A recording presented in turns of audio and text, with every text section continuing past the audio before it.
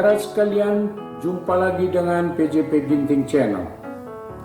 Opini kebangsaan yang kami kemukakan kali ini mengambil topik membuang feodalisme, berdemokrasi di Negara Kesatuan Republik Indonesia. Seperti biasa, sebelum masuk kepada topik bahasan, dimohon agar video ini ditonton sampai tuntas tanpa di-skip agar tidak terjadi kesalahpahaman. Saudara, kehidupan berdemokrasi di Indonesia mengalami fluktuasi pada setiap rejim. Namun setiap rejim masih bergelut dengan feodalisme.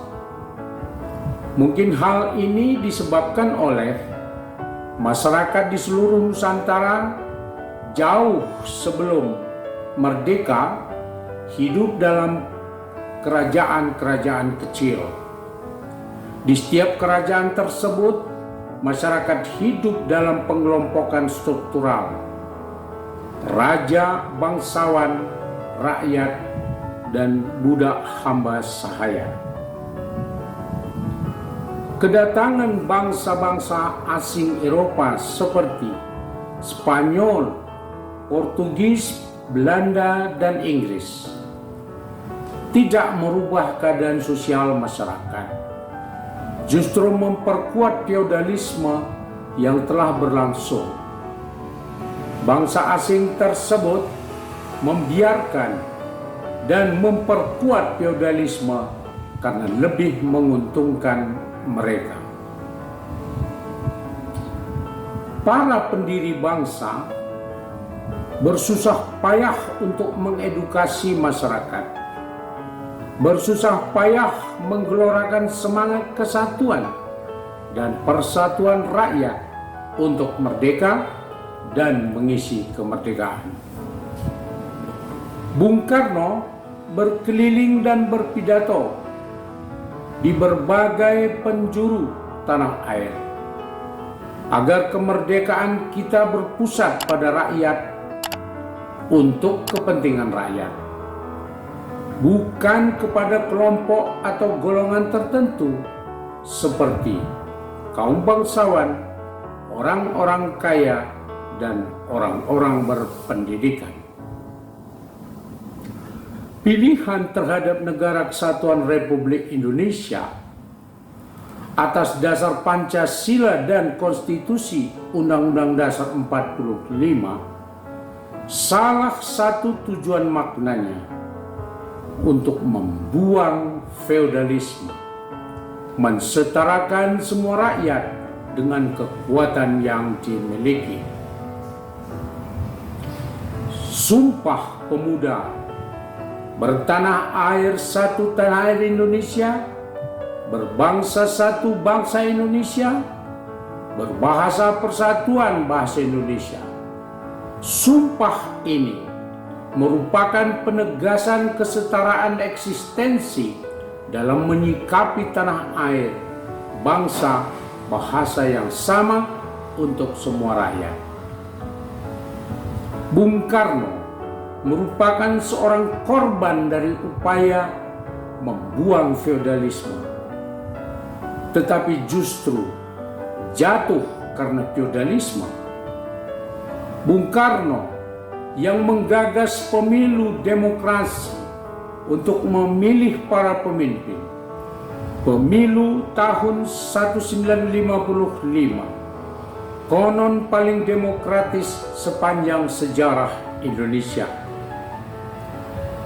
Namun pemilu tersebut belum mampu membuang feodalisme. Sistem pemilu saat itu justru melahirkan sistem kenegaraan kita acak adut berganti yang mendorong Bung Karno menjadi presiden seumur hidup. Feodalisme masih hidup subur dan itu pula yang menjatuhkan Bung Karno. Masuk reformasi tahun 1998 dan pemilu pertama secara langsung tahun 2004 hingga 2019 harapan banyak pihak mulai tumbuh bahwa feodalisme akan terbuang. Kenyataannya, feodalisme belum dapat dibuang sampai saat ini. Feodalisme hanya berpindah dari struktur masyarakat kerajaan ke partai-partai politik. Ketua umum dan sekjen partai tidak ubahnya laksana raja dan perdana menteri. Pengurus partai adalah kumpulan kaum bangsawan, sedangkan para anggota adalah rakyat, sedangkan rakyat sendiri adalah hamba sahaya. Dalam setiap pelaksanaan pemilu, ketua umum dan sekjen partai menentukan dari kaum bangsawan siapa figur yang dimajukan sebagai capres, cawapres, cagup, cawagup, cabut, cawabut, cawalkot, cawawalkot, pun penentuan figur-figur calon legislatif di semua tingkatan. Anggota partai sebagai rakyat dimobilisasi untuk menentukan pilihan. Bahkan rakyat sebagai hamba sahaya selain dimobilisasi bahkan dipaksa untuk memilih. Dramatisasi feodalisme ini tampak pula pada pemilu 2014, di mana SB oleh sekelompok orang di partai politik dan kelompok pengusaha dipaksa untuk maju ke periode ketiga. Padahal jelas-jelas SBY tidak berhasil dalam pemerintahannya atau bahkan bisa dikatakan gagal. Demikian pun menjelang pemilu 2024 ini, drama feodalisme kental dipertontonkan oleh partai-partai politik. Tidak kurang setahun lebih, isu kencang bergulir agar Jokowi berlanjut ke 3 periode atau bila perlu seumur hidup. Setelah isu mereda, partai-partai politik kembali membuat ulah. Masing-masing partai politik karena alasan perundang-undangan dan strategi pemenangan masih menunda-nunda figur bangsawan yang akan diusung menjadi capres dan cawapres. Rakyat dipaksa menahan diri untuk mengetahui calon-calon pilihan mereka. Suara-suara rakyat dan hamba sahaya tidak direspon. Feodalisme semestinya sudah dibuang dalam berdemokrasi, mengingat Indonesia merdeka sudah memasuki usia ke-78 tahun.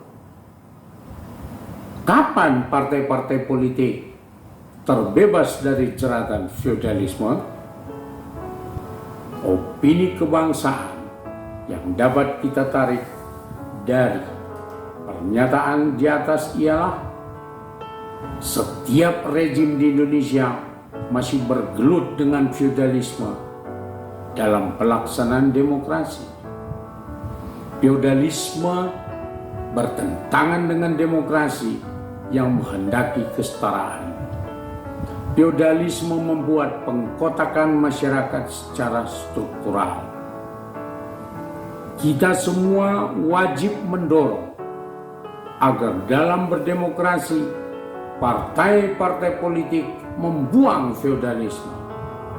Partisipasi dan suara rakyat perlu direspon secara positif oleh partai-partai politik agar demokrasi tumbuh positif.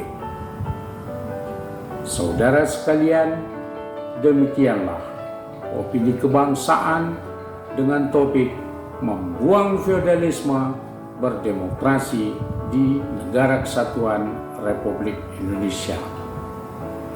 Apabila menurut saudara video ini bermanfaat, mohon ditekan tombol subscribe, like, dan share, serta bunyikan lonceng notifikasi agar kami dapat mengirimkan video-video selanjutnya.